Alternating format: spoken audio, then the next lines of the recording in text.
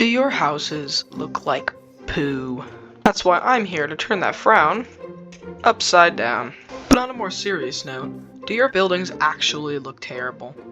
Because you don't really know how to texture, you don't know good roof techniques, or your decorations just are lacking something that you don't know? Well, let's get into it. Today, you guys are watching Building for Dummies 101. Let's go! This most likely isn't the cause of your skill of building, it's mostly caused by your palettes. A lot of people say that most builders nowadays just do block vomit, but it's not block vomit, it's deliberate. Let's take this gradient for example. Moss to cobbled deep slate. Now, this seems pretty hard to blend, right? And you might just think to go like this and randomly place things and go along with whatever you think would make sense. But absolutely not. What you really need to do is find in-between colors, like mossy cobblestone, andesite, normal stone, tough, then your cobbled deep slate. That gradient looks something like this. And with a little bit of blending and maneuvering, from far away, that looks like a pretty convincing gradient. Now let's apply that to our sad little house by giving it some of this new texture instead of that boring old stone. That's not the full gradient, but that already looks much better. See? That looks so much better with the gradient. Let's fix this roof. So in my opinion, I would refrain from using oak for roofs, and especially making the basic normal triangle outline. I usually use something interesting like mangrove or acacia. Now you might be asking, how will this make it more interesting? It adds vibrancy. Basic stone and normal oak wood don't really look that good when you have all these beautiful color options. And other than just the color, we need to do shape too.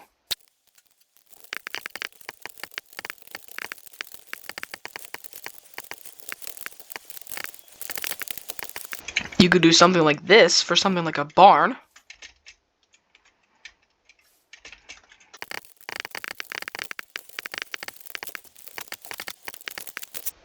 Or something like this for a castle. There are so many different roof shapes that you can choose from. You can choose from millions. Me personally, I use Instagram or Pinterest just to get some inspiration for my Minecraft builds, and it helps a lot. Don't make something from scratch because you think you're gonna be cool or amazing builder at first try. Always use references, always use, planning worlds, always do stuff that the professionals do. Being better than a professional is nearly impossible, and don't expect you to be like that on the first try. On this building, I've chosen sort of a roof that you would see on something like a barn. And just adding these little details like trapdoors and stairs really brings something like this together, giving it volume and great shaping. Now that I've got the roof filled in with some orange in a farmhouse shape, I want to talk to you about pillars. Now, these pillars are fine, I guess, but they can always be improved. It looks kind of silly right now because it's a bit wonky. But let's just work on some pillar designs. These are just a couple concept designs that I whipped up real quick. For this little build, we will be using the simple wooden one. Now, this one, it's got some variation, it's got some texturing in it, and I've used very similar blocks so that from afar, it looks very subtle. You don't want anything too crazy, you just want enough that it's noticeable, but not too noticeable. So just incorporating that little bit of texture into this build already makes it 100 times better. And doing it on these bits of pillars too is definitely going to make an impact. And I put these here, here, and here. So that here we can do something a bit different. Because here, usually it's smart to add some texture and a little bit of depth. Now, you can obviously do that for all of them to make it symmetrical. And that looks pretty good, except for those bits there. You want variation and depth, but you don't want that much. Something like that might be better for you.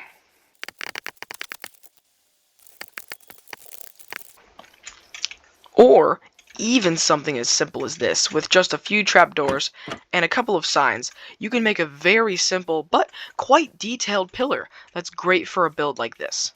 Now that we have a bit of more detail on the pillars, I want to talk doors for a second. Now, a simple hole in the wall with a normal door plopped in it works, but it's boring and terrible and nobody wants to see that. So, big hole in the wall.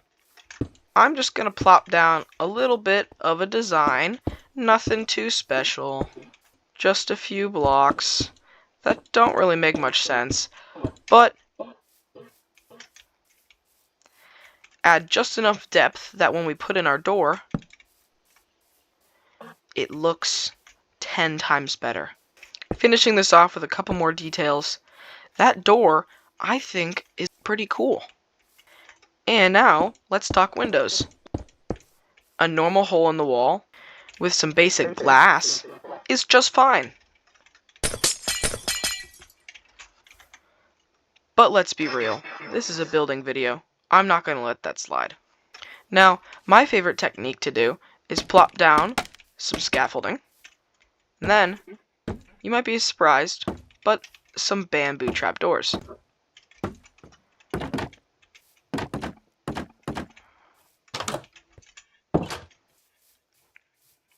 That gives the illusion of some windows with screens in them for the summertime. But for the winter, when you just want it to look like normal windows, you can take these out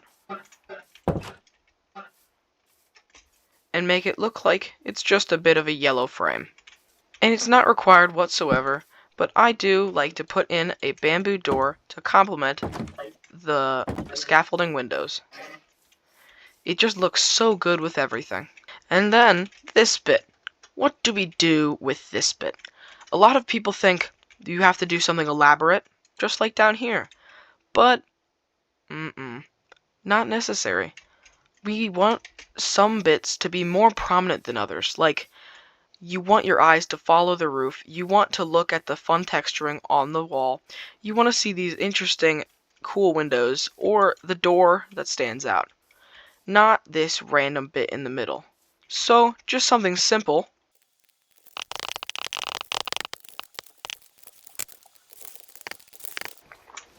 Like simple stone with a bit of a window. When you look away, it doesn't distract too much from the main focus of the build, but it still fills in that space without looking boring. And one final bit is chimneys. A lot of people just think bricks will do the job. But one of my favorite tricks to do is take some tough wall, bricks, and brick wall. And then you mine out a bit in your roof, get a bit of a brick chunk in there, add some variation with different areas sectioned out, then some tuff kind of blending into the brick from the top, giving some of those tough walls a bit of space in here. Looks almost like a charred chimney, almost as if it's been used a bunch, and there's some smoke kind of left over, like this. That just makes it a little more believable that that's char and not just dirt. Now let's apply all these tips, all these tricks, all of these awesome sauce things into a build that once looked like that to make it look like something like this. Let's go!